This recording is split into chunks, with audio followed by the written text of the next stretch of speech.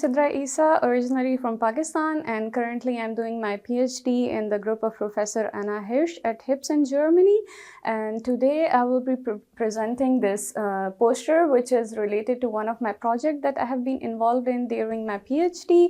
And the topic is discovery of inhibitors for the protein DXPS through kinetic target-guided synthesis. And as we are all gathered in this conference and talking about antimicrobial resistance, so the MAP pathway is really important in that context. And this pathway is present in a variety of pathogens, including Klebsiella pneumonia, Enterobacter species, Acinetobacter baumannii, M2B, Plasmodium falciparum, and many more. And this MAP pathway is a rich source of antibacterial drug targets and is responsible for the biosynthesis of isoprenoid precursors.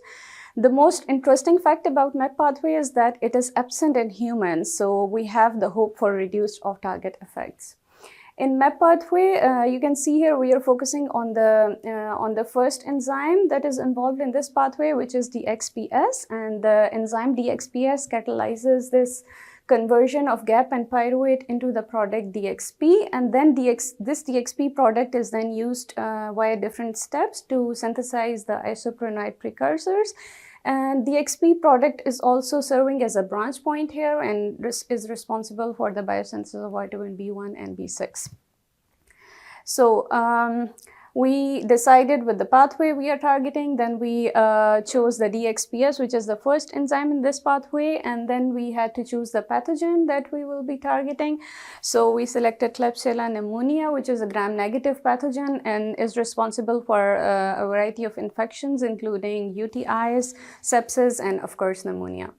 And as we have the new list of bacterial priority pathogens in 2024 by World Health Organization, and we can see that the Klebsiella pneumonia is now the topmost priority pathogen.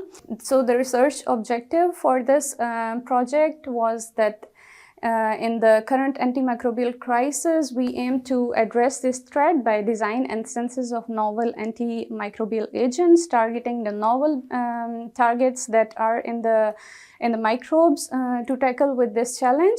And for this, we chose the hit identification strategy, which is based on a protein templated synthesis method, kinetic target-guided synthesis.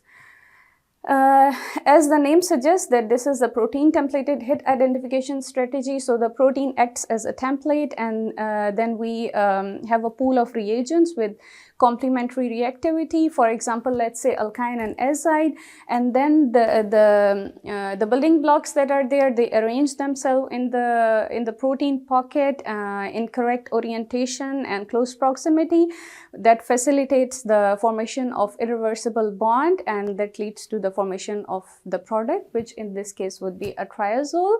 So here you can see the graphic representation of KTGS, what happens during the experiment, and then we have three types of wells or epis depending on your arrangement of experiment. So we have a buffer control where there is only buffer with the building blocks, so you expect no product formation.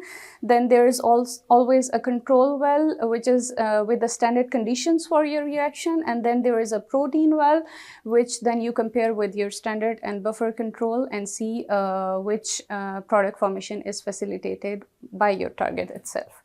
So this strategy was used for the first time by the group of Sharpless in 2002, and it was used for the synthesis of acetylcholine esterase inhibitors, and they also used the Huisken 1,3 dipolar cycloaddition, and until now this is the most commonly used reaction for the KTGS experiments. So we also chose this reaction for KTGS experiments, and we did some test and trial runs for the experiment to optimize the conditions, the concentration of the protein, the concentration of the building blocks, and we came up with these conditions for our KTGS experiment. And So we selected 64 alkynes and 5 azides for the experiment. The selection of alkynes was random and depending on the availability. So the idea behind this was to introduce the diversity. And the selection of azides was based on rational. Some of them were based on the structure of the substrate and some of them were based on the previous inhibitors that are reported from a research group. So there is a possibility of 640 triazole product formation in this KTGS experiment. One important thing that I would like to highlight is the bioorthogonal arrangement of alkynes that we did in our experiment. So it was a multi-component experiment. So in one well we had one azide with 8 alkynes. So we had 64 alkynes in 8 clusters, but we made 8 more clusters to give them a different rearrangement and a different computation of between alkynes in one well. So if we talk about the workflow, first we always have to check the stability of protein, which in this case we did by TSA assay. And we have to make sure that our protein is stable over the course of experiment.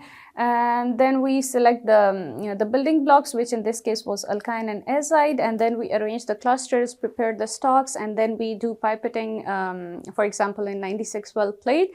And then we do the mass spectrometry analysis on days for in our case it was day 4 and day 7. And then we have the identification of hit compounds from the experiment, and then the compounds which show good activity can lead to SAR studies. So in our KTGS experiment, we did analysis on day 4 and day 7, and it resulted in identification of 7 hit compounds. Unfortunately, I can only show a part of the structure of the hit compounds. So to summarize my work, this is the first time that KTGS hit identification strategy is applied on any homologue of DXPS protein where only dynamic combinatorial chemistry was applied before. And we did a successful experiment with protein templated synthesis and identified 7 hit compounds for which the synthesis and testing is ongoing, and the compounds which show in vitro good activity and also activity in whole cell assay will be subjected to structure activity relationship studies. Thank you for your attention, and if you have any questions or suggestions, feel free to contact me on email or via LinkedIn, whatever you prefer, and thank you very much.